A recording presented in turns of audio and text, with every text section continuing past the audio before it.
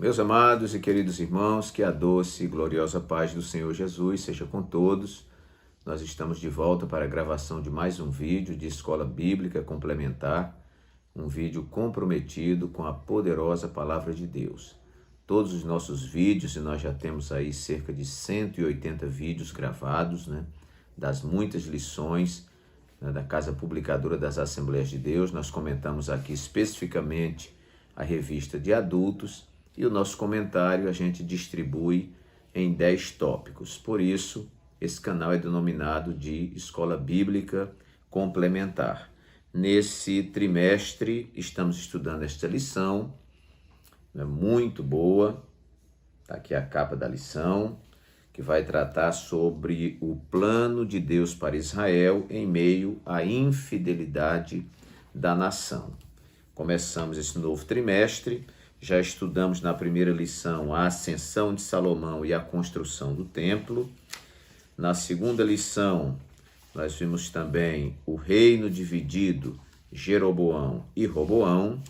E agora estaremos estudando a lição número 3 para 18 de julho de 2021, Acabe e o profeta Elias. Nós vamos tentar comentar bastante restrito a esses dois personagens. Não vamos estender muito sobre a questão da atuação de Elias com Acabe, porque na próxima lição nós estaremos estudando sobre Elias e os profetas de Azerá e Baal, e por aí vai, Então, hoje nós vamos nos deter sobre essas duas figuras, Acabe e o profeta Elias. Se você ainda não é inscrito nesse canal, se inscreva, depois ative aí o sininho para receber todas as notificações. Também eu aconselho que você compartilhe esse vídeo com pessoas da sua igreja, da sua cidade, que ainda não conhece, pessoas que são da sua rede social. Divulgue esse vídeo, porque eu tenho certeza que muita gente vai ser abençoada. Também aí tem o local de você dar o like, você pode clicar aí na mãozinha já dando o like, ou aguarde até o final para ver se gosta do vídeo, e clique aí na mãozinha. E também tem um local aí no vídeo onde você pode fazer o seu comentário e dizer a cidade de onde você está comentando. Muito bem, queridos, lição número 3, então, para 18 de julho de 2021, Acabe e o profeta Elias. O texto áureo nos diz assim: saberás, pois, que o Senhor teu Deus é Deus, o Deus fiel, que guarda o conserto e a misericórdia até 1000 gerações aos que o amam e guardam os seus mandamentos. Está escrito em Deuteronômio, capítulo 7, versículo 9. Nossa verdade prática nos diz assim: Deus é Pai de amor, bondade e misericórdia abundantes. Contudo, todo pecado e desobediência ao Senhor trazem consequências inevitáveis à vida humana. E a nossa leitura bíblica em classe se encontra no primeiro livro dos Reis, capítulo 16, versículos 29 e 30. Depois nós vamos para o capítulo 17, versículos de 1 a 7. E por fim, capítulo 18, versículos 17 a 21. Nós vamos ler corrido, conforme está aqui na lição. E Acabe, filho de Onri, começou a reinar sobre Israel no ano 38º de Asa, rei de Judá. E reinou Acabe, filho de Onri, sobre Israel em Samaria 22 anos. E fez Acabe, filho de Onri, o que era mal aos olhos do Senhor, mais do que todos os que foram antes dele. Então Elias, o tisbita dos moradores de Gileade, disse a Acabe: vive o Senhor, Deus de Israel, perante cuja face estou, que nestes anos nem orvalho nem chuva haverá, senão segundo a minha palavra. Depois veio a ele a palavra do Senhor, dizendo: vai-te daqui e vira-te para o oriente e esconde-te junto ao ribeiro de Querite, que está diante do Jordão. E há de ser que beberás do ribeiro, e eu tenho ordenado aos corvos que ali te sustentem. Foi, pois, e fez conforme a palavra do Senhor, porque foi e habitou junto ao ribeiro de Querite, que está diante do Jordão. E os corvos lhe traziam pão e carne pela manhã, como também pão e carne à noite, e bebia do ribeiro. E sucedeu que, passados dias, o ribeiro se secou, porque não tinha havido chuva na terra. Aí vamos agora para 1 Reis 18, versículos 17 a 21. E sucedeu que, vendo Acabe a Elias, disse-lhe Acabe: És tu o perturbador de Israel? Então disse ele: Eu não tenho perturbado a Israel, mas tu e a casa de teu pai, porque deixastes os mandamentos do Senhor e seguistes os Baalins. Agora, pois, envia ajunta a mim todo Israel no Monte Carmelo, como também os 450 profetas de Baal e os 400 profetas de Azerá, que comem da mesa de Jezabel.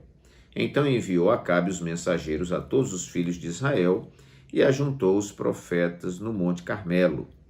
Então Elias se chegou a todo o povo e disse: Até quando cocheareis entre dois pensamentos? Se o Senhor é Deus, segui-o, e se Baal, segui-o. Porém o povo lhe não respondeu nada.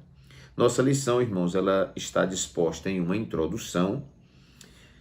Depois o primeiro tópico, o casamento de Acabe com Jezabel, que nós vamos comentar alguma coisa. O segundo tópico, Elias prevê a grande seca. E o terceiro tópico e último tópico, o encontro de Elias com Acabe. E por fim a conclusão. Isso aqui é o que nós temos disposto na lição e conforme a nossa proposta, que é a Escola Bíblica Complementar, nós vamos estar então distribuindo aqui 10 tópicos, que foi assim um pouco trabalhoso, porque o assunto é um pouco restrito, mas nós conseguimos enumerar 10 tópicos. Pode ser que eu não me aprofunde bem em um dos tópicos aqui, mas você que vai anotando esses tópicos aí, você pode então aprofundar. Vamos então para os nossos 10 tópicos que enumeramos aqui. O primeiro tópico, Acabe e sua aliança matrimonial com Jezabel. É interessante a gente notar, irmãos, eu até separei na Bíblia aqui, primeiro livro dos Reis, capítulo 16, a partir do versículo 25, a gente perceber que Acabe é filho de Onri. Quem foi Onri? Você vai ver em primeiro livro dos Reis 16, a partir do versículo 25, que diz assim: E fez Onri o que era mal aos olhos do Senhor, e fez pior do que todos quantos foram antes dele, e andou em todos os caminhos de Jeroboão, filho de Nebate, como também nos seus pecados com que tinha feito pecar a Israel, irritando ao Senhor, Deus de Israel, com as suas vaidades. Então, Onri já foi um rei ruim, e gerou esse seu filho, que também foi um rei ruim. E nós vamos ver aqui no primeiro tópico e subtópico 1, que vai dizer assim: Acabe induziu o povo a se aprofundar no pecado da idolatria de maneira bem mais intensa que os reis que o antecederam. Então o pai dele já foi ruim e ele já foi pior. Além disso, cometeu o crasso erro de se casar com uma princesa do reino de Sidom, chamada Jezabel. Essa mulher era devota de Baal e Azerá, dois deuses adorados pelas nações vizinhas de Israel. Essa princesa dos Sidônios incitou tanto a maldade em Acabe, que ele chegou ao ponto de se vender para fazer o que era mal aos olhos do Senhor. Então, irmãos, já não bastava a maldade do seu pai e a sua própria maldade, ele casa numa aliança matrimonial com Jezabel. E isso nós vamos ver ao longo da história, que é muito prejudicial para Acabe.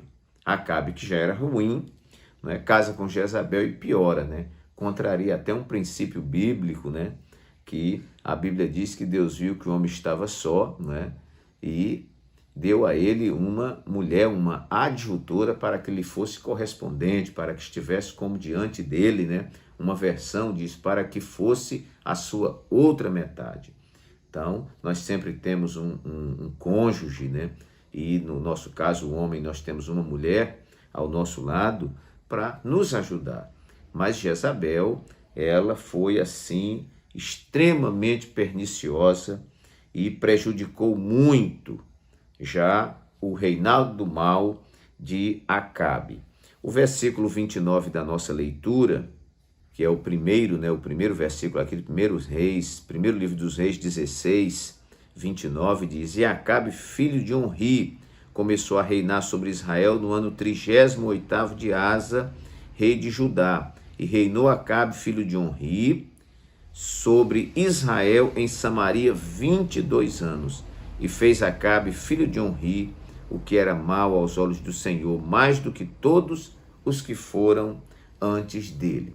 Então, esse casamento de Acabe com esta mulher, que era de uma outra nação, não é? Que adorava a outros deuses, né? E quando a gente lê a Bíblia e vê ali, né, a Torá, a lei de Moisés, nós vemos já ali a proibição de que o povo de Israel se casasse com aqueles povos estranhos, porque eles iam terminar absorvendo a cultura daqueles povos. É tanto que Jezabel traz, né, para Israel e profana o culto, né, com Baal e com Azerá e com seus muitos costumes ruins. Então, é o nosso primeiro tópico aqui. Nós vemos Acabe e sua aliança matrimonial com Jezabel como um desastre e um fator, não é, que dificultou o reinado de Acabe e o prejudicou bastante.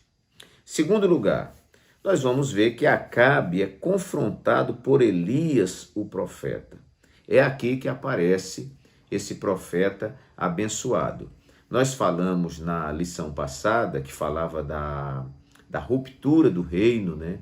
Ali quando Roboão ficou com uma parte, Jeroboão com outra, né? Quer dizer, o reino, né, que Davi construiu com tanta luta, com tantas batalhas, né, com tanto carinho, e depois entregou ao seu filho Salomão, que consolidou esse reino, ampliou a diplomacia, consolidou esse reino, né, enriqueceu esse reino. Nós vemos que depois o sucessor de Salomão, Roboão, ele promove, né, aquela atitude impensada, aquela atitude imatura, né, de ouvir os jovens, né, em detrimento do conselho dos anciãos, e ali nós vemos que o reino de Israel se parte. E quando se parte, nós vimos na lição passada que há uma maior abrangência profética, né?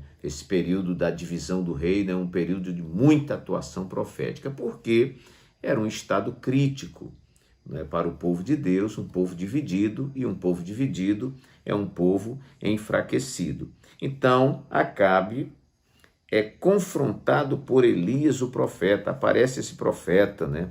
Nós vamos ver aqui no versículo 1, né, de primeiro livro dos Reis 17. Então Elias o tisbita, é quando ele surge dos moradores de Gileade, disse a Acabe: Vive o Senhor, Deus de Israel, perante cuja face estou, que nestes anos nem orvalho, nem chuva haverá, senão segundo a minha palavra. Então, irmãos, aqui foi uma confrontação, né, de Elias para com Acabe. Acabe é confrontado por Elias, o profeta.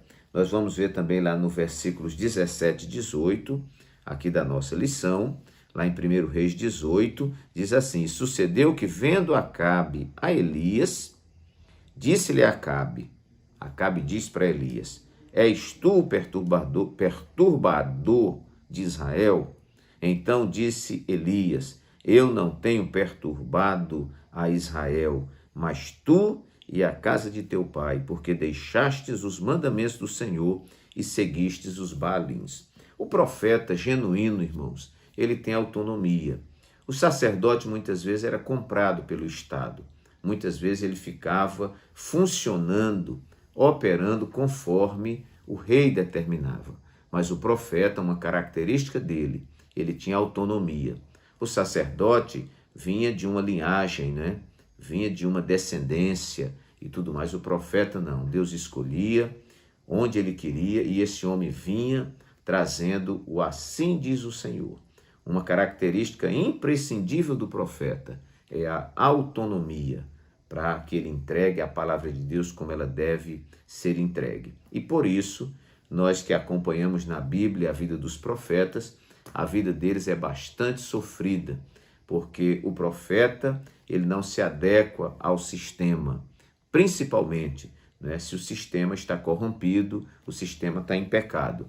Ele é a última voz, vamos dizer, né, de protesto contra essa situação de calamidade. Então Acabe é rei, tudo bem, é um ungido, mas o profeta também é ungido e ele vem com a palavra do Senhor. Enquanto o sacerdote, ele leva para o Senhor as demandas do povo, né, e trabalha ali muito colado com o Estado, com o rei, o profeta, ele traz a palavra de Deus para o povo. E muitas vezes esta palavra é uma palavra de confronto. Tópico 2 e subtópico 1, tem aqui também uma palavra interessante, que diz assim, ali onde fala sobre a intervenção divina. Veja, em razão de sua idolatria e atrocidades, Acabe é considerado o pior rei de todo Israel. Por causa de seus atos perversos e pecaminosos, o profeta Elias, em obediência a Deus, confrontou esse rei e lhe deu a sentença de que não mais haveria chuva a não ser pela palavra do profeta dada por Deus. Não era fácil, irmão, né? Você desagradar o rei já era risco de morte, né? Imagina você confrontar o rei. Mas não era o profeta em si que confrontava o rei, mas a palavra de Deus que vinha ao profeta e o profeta entregava. E aí, como o rei estava em pecado, estava desalinhado com a lei, desalinhado com Deus, então a palavra vinha de forma confrontadora. Muito bem, então Acabe é confrontado por Elias, o profeta. Terceiro tópico, nós queremos comentar aqui sobre Acabe ameaça Elias. Então, irmãos, quando o profeta entrega a palavra ao rei, o rei que não aceita, se sente confrontado, o que é que ele vai fazer agora? Vai perseguir o profeta. Os irmãos vejam que não aparece aqui claramente, mas veladamente a gente vai entender, não é? Versículos 2 e 3 de 1 Reis 17, né? Depois que ele entrega essa mensagem, né, ao rei Acabe, dizendo que não vai chover nestes anos, nem vai descer orvalho, nem chuva, e que isso só vai acontecer segundo a sua palavra, aí, versículo 2, depois veio a ele, ao profeta, a palavra do Senhor dizendo, vai-te daqui e vira-te para o oriente e esconde-te junto ao ribeiro de Querite, que está diante do Jordão. Por que essa ordem de Deus ao profeta Elias? Porque ele estava correndo perigo de vida, né? Ele estava correndo risco de morte, né? Quando ele dá essa palavra de sentença, que nós sabemos que era uma afronta a Baal, porque Baal era considerado o deus da chuva também, não é? Então, Deus da fertilidade. Então, meus queridos, a partir daqui o rei começa a perseguir. Isso é muito interessante, porque nós trazemos para o nosso contexto todos aqueles que ensinam a verdade, que lutam pela verdade, eles são perseguidos, né? Aqueles que vivem na mentira, que vivem no trambique, que vivem na trapicolagem, muitas vezes se dá muito bem por aí, mas aqueles que primam pela verdade, né, pela justiça, eles geralmente adquirem muitas inimizades, principalmente neste mundo onde o espírito do anticristo já está operando. E Jesus disse, o mundo jaz no maligno. Então, quando você aparece com a verdade é luz. E essa luz quer dissipar as trevas, né? Porque onde a luz está, as trevas não podem estar presentes. Mas as trevas querem imperar e elas tentam bloquear a luz. Então, Acabe agora ameaça Elias. O que é que a gente aprende? Ser profeta do Senhor é correr perigo. Eu sempre digo que a unção de Deus na nossa vida, ela atrai a inveja e atrai ciúme e atrai também o perigo, né? E na vida do profeta também não é diferente, né? Ele entrega a palavra em nome do Senhor e em nome do Senhor ele também é perseguido. Nós vamos ver isso na vida de Micaías, nós vamos ver isso na vida de Jeremias, né, que eu nem vou citar aqui as referências, né, e na vida de muitos outros profetas, né, que foram rechaçados, perseguidos, jogados no calabouço, né, expulsos. O profeta Jeremias, eu considero Jeremias o profeta, o tipo profeta, né, porque ele conquista a inimizade do rei, a inimizade dos sacerdotes, a inimizade dos profetas, a inimizade dos vizinhos, a inimizade dos parentes, e eu concluo que ele fica inimigo até dele mesmo, né? Porque ele não entende porque sofre tanto assim. Então, terceiro ponto, Acabe ameaça Elias. Vamos então para o nosso quarto tópico. Elias é sustentado pelo Senhor. Aqui nós já encontramos uma palavra de conforto, e nós vamos encontrar isso na lição. Porque mesmo, irmão, você sendo fiel, sendo um profeta do Senhor, um divulgador e defensor da verdade, você é perseguido, você é afrontado, né? Você muitas vezes é humilhado, mas fique tranquilo, porque Deus cuida bem daqueles que lhe servem com fidelidade. Então Deus ordena que Elias fuja. Fuja por quê? Porque Acabe, né, e sua esposa Jezabel, né, certamente queriam arrancar a cabeça dele. Então, ele foge, né, e o Senhor dá uma ordem a ele e diz para ele que ele vá e fique lá no ribeiro de Querite. Glória a Deus, ribeiro de Querite. E lá ele seria alimentado pelos corvos, né, que lhe traziam pão e carne 2 vezes ao dia. Nós vamos encontrar isso aqui, né? Quando o Senhor dá ordem para ele, primeiro livro dos Reis 17, a partir do versículo 3, diz: vai-te daqui, vira-te para o oriente, esconde-te junto ao ribeiro de Querite, que está diante do Jordão. E há de ser que beberás do ribeiro, cuidado de Deus. E eu tenho ordenado aos corvos, Deus deu ordem aos corvos, que é da família dos urubus, né? Que ali te sustentem. E ele foi e fez conforme a palavra do Senhor, e habitou junto ao ribeiro de Querite, que está diante do Jordão. E os corvos lhe traziam pão e carne pela manhã, como também pão e carne à noite, e bebia do ribeiro. E nós sabemos da história que esse ribeiro secou, né? E quando secou, o Senhor disse que já havia ordenado a uma viúva, né? Uma viúva que cuidasse dele, né? Ali em Sarepta, né? Então ele foi para a casa daquela viúva, e os irmãos sabem o que aconteceu lá, né? Ele foi cuidado, chegou lá, a mulher estava juntando uns cavacozinhos, né? Uns gravetos para fazer um bolo, comer ela e o filho e morrerem. Elias, quando soube, disse: não, faça primeiro um bolo para mim. E ela confia, ela deposita a fé, tem aí grandes lições, e ela faz um bolo primeiro para Elias, e depois que ela priorizou Elias, prioriza Elias, significa priorizar o reino de Deus. E quem prioriza o reino de Deus, Deus cuida dele com o que tem de melhor.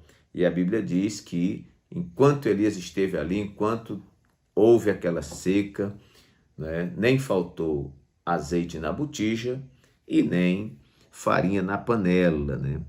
Então veja só, enquanto os profetas de Baal comiam da mesa de Jezabel, isso significa dizer que esses profetas eram manipulados, né, e eram pagos pelo Estado. Então eles eram comprados, né? Eles tinham que profetizar aquilo que agradava ao rei, e eram profetas de Baal. Enquanto esses profetas comiam da mesa de Jezabel, Elias era alimentado pelos corvos e pela viúva de Sarepta, posteriormente. Mas uma coisa é certa, Deus não deixa de cuidar dos seus servos. Então Elias é um fugitivo, é um procurado pelo rei, mas ele é sustentado pelo Senhor. Quem confia no Senhor é como um monte de Sião que não se abala, mas permanece para sempre. E Deus cuida muito bem. Davi disse assim: fui moço, hoje sou velho.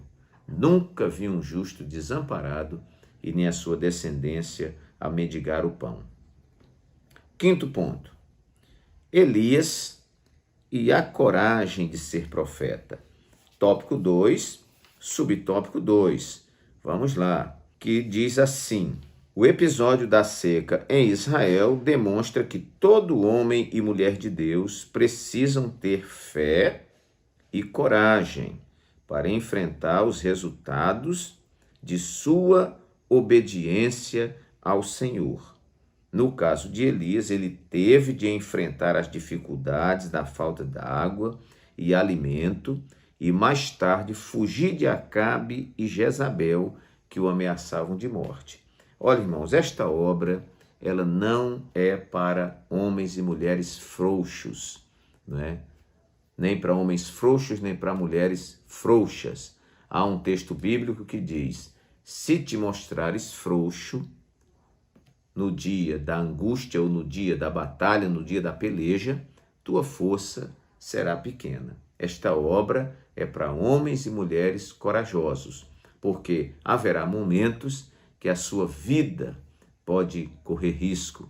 Haverá momentos em que você corre o risco de perder os bens que você tem, né? Pode ser que chegue um momento que você corra o risco de perder as amizades e perder muitas coisas preciosas. Mas o corajoso, né, ele enfrenta tudo, não confiando em si mesmo, mas confiando no Senhor. E eu diria que um grande legado de Elias para todos nós foi a sua coragem. Não era fácil você se opor ao rei. E um rei endemoniado, junto com uma esposa endemoniada, era muito difícil.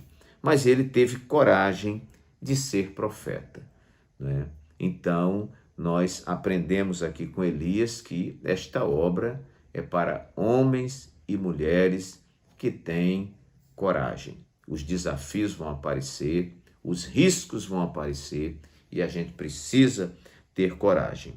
Sexto lugar, Elias sozinho como representante da verdade.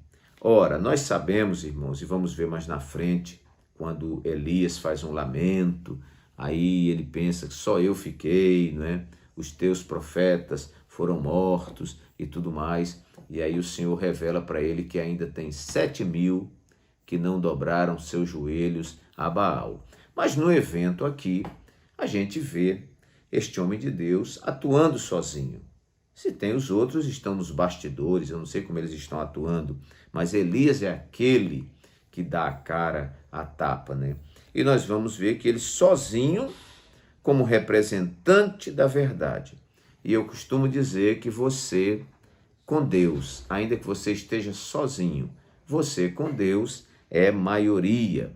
E um outro conselho, nunca siga as multidões, né? As multidões geralmente não estão com a verdade, né? Tem gente que segue a maioria, né? Eu acho que a questão não é a maioria, né? A gente não pode estar seguindo a multidão, né?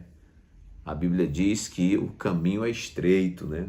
Poucos são os que entram por este caminho, né? E a porta também é estreita e poucos são os que entram por ela. Agora, larga é a porta e espaçoso o caminho que conduz à perdição. E isso é válido para esse caso aqui. Nós vamos encontrar lá na frente Elias desafiando 450 profetas de Baal e 400 de Azerá, né? Então, você vai ver aí que é muita gente e ele sozinho, né? Eu creio que chega um momento que você até se pergunta, meu Deus, será que eu estou com a verdade, né? Todo mundo contra e só eu remando nessa direção, né? Mas, meus queridos, a gente sobrevive porque a gente tem uma chamada de Deus e a gente tem uma certeza da palavra que estamos pregando, do evangelho que estamos vivendo. Senão nós não sobreviveríamos frente aos desafios. Então nós vemos aqui Elias sozinho, como representante da verdade. Pode ser que você, num determinado lugar, num determinado conjunto, numa determinada banda, numa determinada orquestra, num determinado coral, numa determinada congregação, numa determinada igreja, você esteja entre os poucos que estão defendendo a verdade, que está se espelhando nas Escrituras, primando pelos princípios bíblicos, e você vê uma multidão que não está nem aí. Mas Jesus disse, muitos são chamados, poucos os escolhidos, né? E que o reino de Deus é um reino tomado por força, ou à força, ou com muito esforço, né? Então, vamos ficar, mesmo que fiquemos sozinhos, vamos nos manter na nossa posição. Sétimo lugar, eu quero destacar aqui, ainda falando um pouco de Jezabel, Acabe, um rei governado. Acabe era rei, ele é quem governa, né? Ele era, vamos dizer, o poder executivo, né? E ele estava ali para dar as determinações, ele é o rei, né, da nação. Mas, meus queridos, nós vemos em Acabe uma fraqueza grande, que é a sua esposa assumindo o comando. A chamada é dele, ele foi o sucessor de seu pai legitimamente, para estar no trono, né? Então, não pode ser governado pela sua esposa. Nós vemos no episódio lá da vinha de Nabote, que Acabe propõe comprar, porque ele intenta fazer uma horta, uma coisa, e Nabote diz, não vou vender a horta da minha família, né? A herança, não posso fazer isso. E o rei fica triste, vai para casa todo acabrunhado, né? Todo murcho. E Jezabel, quando percebe, e ele conta a história, Jezabel diz, deixa comigo que eu vou resolver isso aí.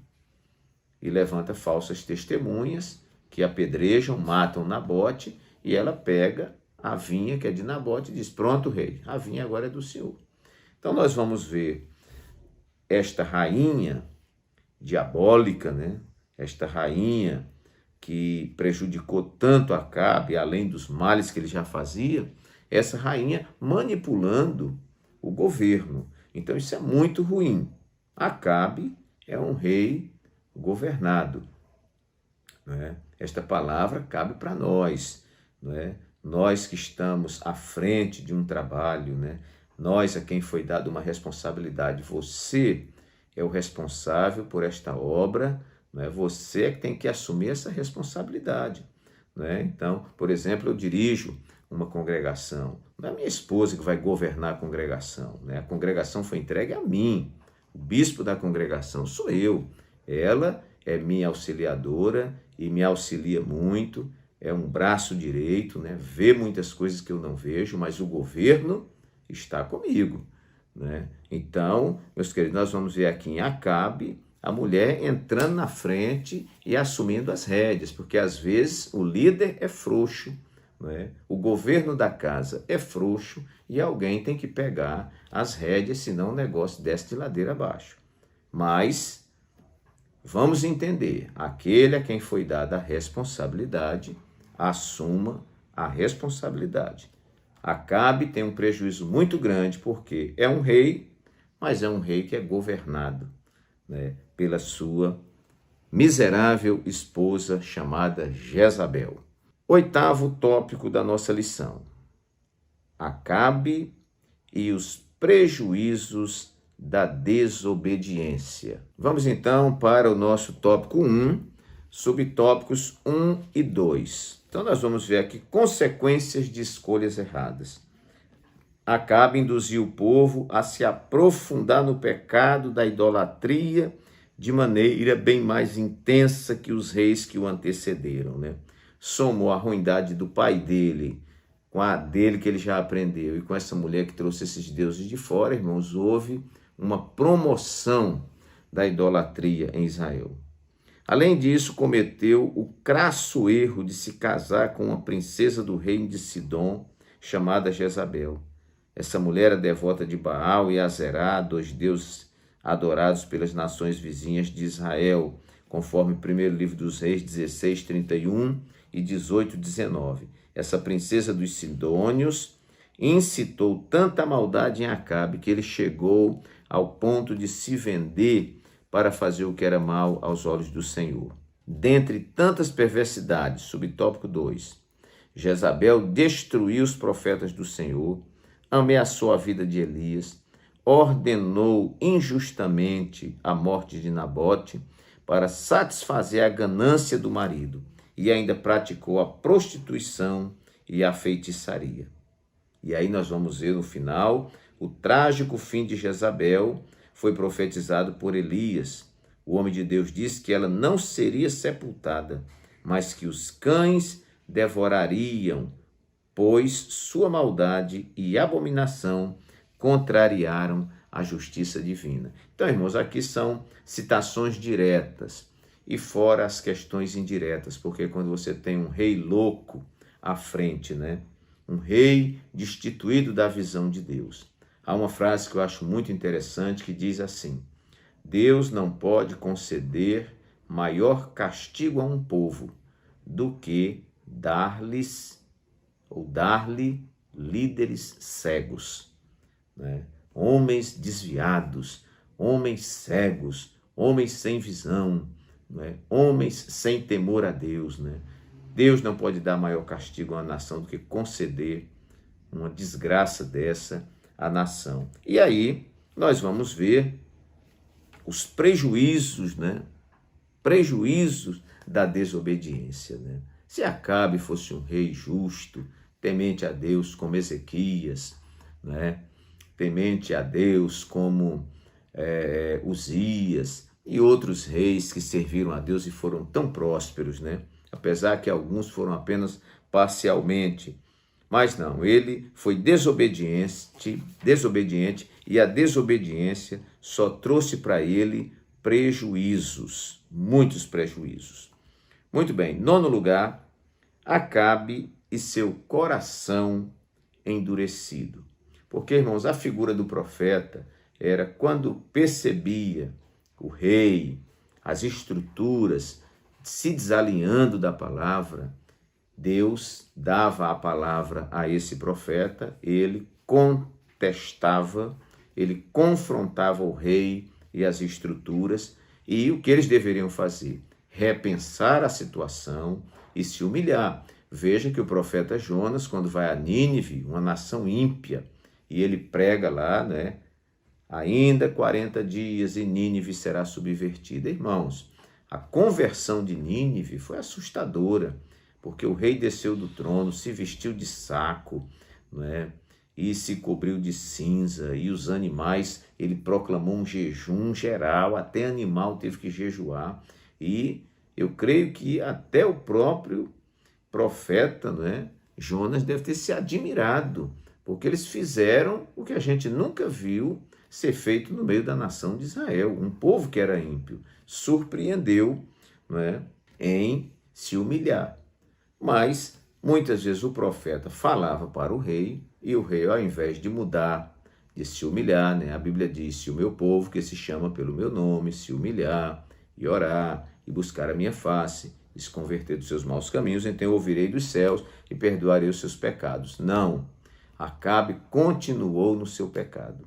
E isso foi endurecendo seu coração, foi cauterizando sua consciência e ele, a cada dia, ficando pior. Veja o tópico 3 e subtópico 1, onde fala um coração endurecido. A idolatria e a insistente desobediência do rei de Israel provocaram da parte de Deus uma grande seca que durou muito tempo. A total falta de discernimento espiritual para perceber o que Deus estava fazendo através de Elias e a impossibilidade de se arrepender, mesmo com todas as evidências de que ele era o culpado de todos os males que estavam acontecendo, fizeram com que consequências ainda mais graves viessem sobre a nação. A primeira palavra que o rei dirigiu a Elias foi de acusação. És tu o perturbador de Israel?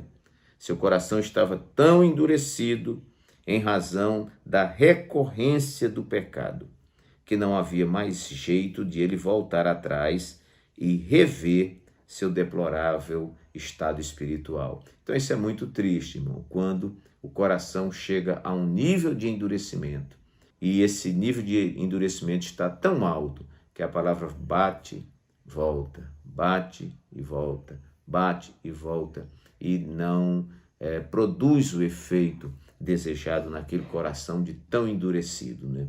Então, a Bíblia diz que aquele que confessa suas transgressões e deixa, alcançará a misericórdia, mas aquele que as encobre nunca prosperará. Muito bem, 10º lugar, para nós encerrarmos, né, irmãos? Acabe e Elias, uma guerra de deuses. Acabe e Elias, a gente vê retratado ali uma guerra de deuses. Acabe servindo a demônios, servindo a deuses estranhos, e Elias, o servo de Deus, servindo a Deus. E Acabe quer prevalecer, Elias quer prevalecer. Elias está com o Senhor.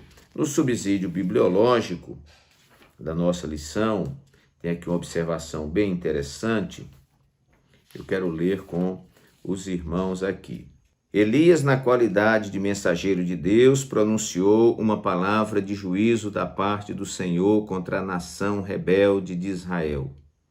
Deus ia reter a chuva durante 3 anos e meio.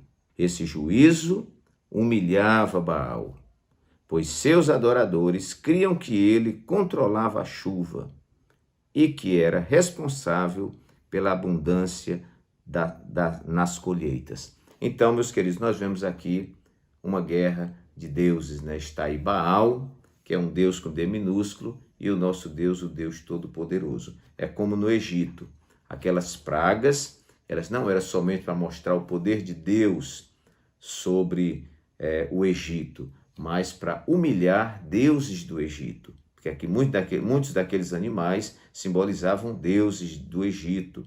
E quando Deus manda aquelas pragas e destrói praga também, porque ele manda e tira a praga, né? Ele está mostrando que ele é Deus acima de todos os deuses. Então, no nosso 10º tópico, Acabe e Elias, uma guerra de deuses, né? Mas o nosso Deus sempre estará acima, e nós vamos ver na próxima lição, no desafio de Elias com os profetas de Baal, que só o Senhor é Deus. Que Deus assim nos abençoe, que a palavra de Deus fale mais alto ao seu coração, e até o nosso próximo vídeo, se Deus assim o permitir. Receba um abraço carinhoso do pastor Walter Pereira.